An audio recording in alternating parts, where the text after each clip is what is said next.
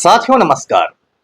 पटना बिहार से मैं Amitabh Kumar Das, IPS 94 batch, और आप देख रहे हैं मेरा अपना यूट्यूब चैनल दास बोले बिंदास। क्योंकि जब बुजदिलों ने मुंह में दही जमा लिया हो तो दास का बिंदास बोलना जरूरी हो जाता है। साथियों, खबर यह है कि बांकीपुर से भाजपा का उम्मीदवार मैदान छोड़कर भाग गया है और बीजेपी ने अपने नए उम्मीदवार का ऐलान कर दिया है। अब बांकीपुर से प्रशांत किशोर की जीत पक्की हो गई है। इस वीडियो को आखिर तक दिल थाम कर देखिए।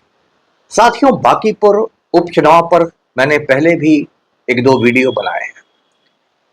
आप जानते हैं कि पटना जिला में 14 विधानसभा क्षेत्र हैं, 14 असेंबली सीट्स हैं, उसमें एक शहरी क्षेत्र है बांकीपुर। बांकीपुर से नितिन नवीन काफी समय से बीजेपी के एमएलए रहे थे, भाजपा के विधायक रहे थे। नितिन नवीन बिहार सरकार में मिनिस्टर भी रहे थे, लेकिन कुछ महीने पहले नितिन नवीन भाजपा के राष्ट्रीय अध्यक्ष बन गए, बीजेपी के कौमी सदर बन गए और राज्यसभा में चले गए। उसके बाद उन्होंने बांकीपुर की सीट से इस्तीफा दे दिया, बांकीपुर की सीट खाली हो गई। तो कानून यह है कि यदि कोई सीट खाली हो जाती है तो 6 महीने के भीतर वहां उपचुनाव होता है, बाई इलेक्शन होता है। तो हाल में चुनाव आयोग ने बांकीपुर बाईपोल के तारीखों का ऐलान कर दिया। 30 जुलाई को बांकीपुर में वोट डाले जाएंगे और 3 अगस्त को वोटों की गिनती होगी, काउंटिंग होगी। ऐसे बांकीपुर एक सीट है और यहाँ हार जीत से बिहार सरकार की, बिहार की हुकूमत की सेहत पर कुछ खास असर नहीं पड़ेगा, क्योंकि बिहार असेंबली में टोटल 243 सीटें हैं, 243 विधायक हैं, उसमें 202 से के करीब विधायक एनडीए में है। लेकिन बांकीपुर की सीट इसलिए हॉट सीट बन गई है क्योंकि यहाँ से प्रशांत किशोर, जो जन स्वराज पार्टी के सबसे बड़े नेता है, सूत्रधार हैं, प्रशांत किशोर ने अपनी उम्मीदवारी का ऐलान कर दिया है। और प्रशांत किशोर, ऐसा इत्तेफाक है कि जिंदगी में पहली बार चुनाव लड़ रहे हैं। अब तक वे चुनाव लड़ाने का काम करते थे, चुनावी रणनीतिकार थे, स्ट्रेटजी बनाते थे। और पिछले साल जब उनकी पार्टी जन स्वराज पार्टी ने चुनाव लड़ा भी तो प्रशांत किशोर खुद नहीं खड़े हुए। तो पहली बार वो चुनाव लड़ने जा रहे हैं बांकीपुर से। और प्रशांत किशोर एक राष्ट्रीय स्तर पर उनकी पहचान है, पूरा हिंदुस्तान उनको जानता है और एक बड़ा नाम है, बिहार की सियासत में भी एक काफी बड़ा नाम है। तो उनकी एंट्री के बाद से बांकीपुर की सीट हॉट सीट हो गई और मैं खुद प्रशांत किशोर की जीत चाहता हूं। इसलिए मैंने कहा था कि जो महागठबंधन है, ग्रैंड अलायंस, जिसमें भाजपा, राष्ट्रीय जनता दल है, कांग्रेस है, कम्युनिस्ट पार्टियां हैं, इस ग्रैंड अलायंस को, महागठबंधन को प्रशांत किशोर का साथ देना चाहिए। लेकिन तेजस्वी यादव ने मूर्खता की और यहां से राजद ने अपना उम्मीदवार खड़ा कर दिया, रेखा गुप्ता को। उसके बाद बीजेपी ने यहां से बांकीपुर से एक उम्मीदवार को उतारा जिसका नाम था अभिषेक सिन्हा बंटी। मैं बता दूं कि बिहार में, या आप कहिए पूरे हिंदुस्तान में, जातीय आधार पर वोटिंग होती है, कास्ट लाइंस पर। तो बांकीपुर में कायस्थ मतदाताओं की संख्या, कायस्थ वोटरों की संख्या बहुत ज्यादा है। 70,000 कायस्थ वोटर्स हैं। इत्तेफाक से मैं खुद कायस्थ हूँ, जो बिहार की एक अगड़ी जाति होती है, अपर कास्ट होते हैं कायस्थ, और उसको बोलचाल में लाला कहते हैं। तो बीजेपी ने जातीय समीकरण का ध्यान रखा और कास्ट इक्वेशन के हिसाब से अभिषेक सिन्हा बंटी को खड़ा किया। अब इसका कोई नाम भी नहीं जानता था कि बंटी छटंकी कौन है। मैंने अपने जासूस छोड़े तो उन लोगों ने रिपोर्ट दी कि अभिषेक सिन्हा बंटी नितिन नवीन के घर सब्जी लाने का काम करता था, बाजार से तरकारियां लेके आता था और इसी से खुश होकर नितिन नवीन ने इसको पार्टी का टिकट दे दिया। उसके बाद अभिषेक सिन्हा बंटी ने बहुत धूमधाम से अपना पर्चा दाखिल किया, नामांकन उसने किया, जिसमें बिहार का जो 7वीं फेल मुख्यमंत्री है सम्राट चौधरी, वो भी शामिल हुआ। और एकदम भाजपाई लोग कूदने लगे कि अब तो अभिषेक सिन्हा बंटी जीत जाएगा। बीजेपी ने एक जमीनी कार्यकर्ता को, एक जमीनी कारकुन को खड़ा कर दिया है, अब तो ये हो जाएगा, वो हो जाएगा। लेकिन कल शाम में एक अजीबोगरीब घटना हुई। अभिषेक सिन्हा बंटी ने प्रेस कॉन्फ्रेंस बुलाया, संवाददाता सम्मेलन, और उसमें ऐलान किया कि वो कुछ पारिवारिक कारणों से, फैमिली की कुछ वजहों से चुनाव नहीं लड़ेंगे। और उसके तुरंत बाद ऐलान हुआ कि बीजेपी का नया उम्मीदवार नीरज सिन्हा होगा।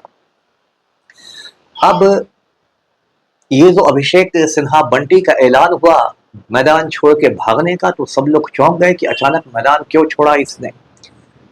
तो फिर खबर ये आई कि अभिषेक सिन्हा बंटी के माता पिता यानी इनके वालिदैन हैं रविंद्र सिन्हा और चंचला सिन्हा। और ये जो अभिषेक सिन्हा बंटी के मम्मी पापा हैं, ये दोनों चारा घोटाला में आरोपित रहे हैं। सीबीआई ने उनको चार्जशीट किया है और ये लोग सजा याफ्ता रहे हैं। इनके जो पिता हैं रविंद्र सिन्हा, वो मगध केमिकल कॉरपोरेशन नाम की एक कंपनी के मैनेजर हुआ करते थे, प्रबंधक हुआ करते थे, और उनको चारा घोटाला में सजा मिली। अभिषेक सिन्हा बंटी की जो माता जी हैं चंचला सिन्हा, उनको भी चारा घोटाला में यानी फॉर्डर स्कैम में सजा मिली थी। आप जानते हैं चारा घोटाला 900 करोड़ रुपए का घोटाला था, फॉर्डर स्कैम, जिसने पूरे बिहार के सियासत में जलजला ला दिया था, बिहार की राजनीति में भूकंप ला दिया था। लालू यादव उस मामले में 42 महीनों तक जेल में रहा। तो अभिषेक सिन्हा बंटी के जो पूज्य माता पिता हैं, वो दोनों चारा घोटाला में सजा याफ्ता थे। और इस बात की भनक, इस बात की खबर प्रशांत किशोर को लग गई थी, और जल्दी ही जन स्वराज पार्टी की ओर से यह धमाका होने वाला था। इसके पहले बीजेपी को भनक लग गई और बीजेपी ने शर्मिंदगी से बचने के लिए अभिषेक सिन्हा बंटी को कहा कि भाई आप मैदान छोड़ के भागिए, पतली गली से निकल जाइए। अब साथियों, इसमें भी बीजेपी का पाखंड दिखाई देता है, बीजेपी की हिपोक्रेसी इसमें भी झलकती है। जो बीजेपी है बड़े बेशर्म बेहया लोगों की पार्टी है। और मैं आपको याद दिला दूं कि बिहार सरकार में एक मिनिस्टर है नीतीश मिश्रा। नीतीश मिश्रा के जो पूज्य पिता थे, जो उनके अब्बू जान थे डॉक्टर जगन्नाथ मिश्रा, बिहार के चीफ मिनिस्टर रहे थे। डॉक्टर जगन्नाथ मिश्रा बहुत भ्रष्ट मुख्यमंत्री माने जाते थे, बहुत ही करप्ट थे, और वो भी चारा घोटाला में सजा याफ्ता थे। उनको सीबीआई ने चार्जशीट भी किया था और बाद में कोर्ट ने उनको कन्विक्ट भी कर दिया था, यानी अदालत ने जगन्नाथ मिश्रा को चारा घोटाला में दोषी पाया था। और उस जगन्नाथ मिश्रा का बेटा नीतीश मिश्रा बिहार सरकार में आज मिनिस्टर है।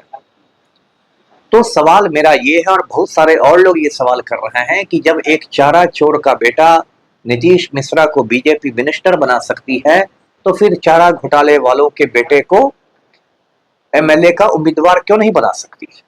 कुछ लोग कह रहे हैं कि बीजेपी के अलग अलग मापदंड हैं, ब्राह्मणों के लिए अलग है, कायस्थों के लिए अलग है। यदि कोई कायस्थ चारा खाता है तो उसका बेटा को बीजेपी चुनाव नहीं लड़ने देती है, लेकिन यदि कोई ब्राह्मण देवता चारा खा लेता है तो उसका बेटा को बीजेपी मिनिस्टर बना देती है।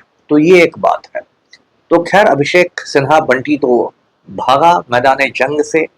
अब नए उम्मीदवार का ऐलान हुआ है, जिसका नाम है नीरज कुमार सिन्हा। अब इस नीरज कुमार सिन्हा भी टुटपुजिया आदमी है, इसको भी कोई जानता नहीं था। और ये भाजपा वालों ने इसका जो बायोडाटा जारी किया, उसमें उन्होंने लिखा कि नीरज सिन्हा की पैदाइश हुई थी 1994 में, और ये बीजेपी में आ गया 2006 में। मतलब सिर्फ 12 साल की उम्र में नीरज सिन्हा, जब उसको स्कूल में पढ़ाई करनी चाहिए, तब वो बीजेपी में आ गया था। अब इससे सवाल उठता है कि भाई इस बच्चे को बीजेपी ने क्यों ले आया था? क्या बीजेपी ऑफिस में इसे बाल मजदूरी कराई जा रही थी, चाइल्ड लेबर का काम कराया जा रहा था? तो ये सब सवाल हो रहे हैं। अब एक बात आ रही है कि नीरज सिन्हा के जो चचा जान थे, इनके जो चचा थे, उनका नाम नरेंद्र भारती था, और वो भी बीजेपी के नेताजी हुआ करते थे। तो इससे तो मुझे परिवारवाद की बदबू आ रही है। बीजेपी वाले 24 घंटे परिवारवाद के खिलाफ भौंकते हैं, बहुत जोर जोर से भौंकते हैं, लेकिन अपनी पार्टी में नरेंद्र भारती के बाद उनके भतीजे को राजनीति में लाना, ये क्या राष्ट्रवाद है? तो खैर, अब नीरज सिन्हा आ गया है। बंटी के भागने से एक बात तो तय हो गई है कि अब प्रशांत किशोर की जीत बांकीपुर से पक्की है।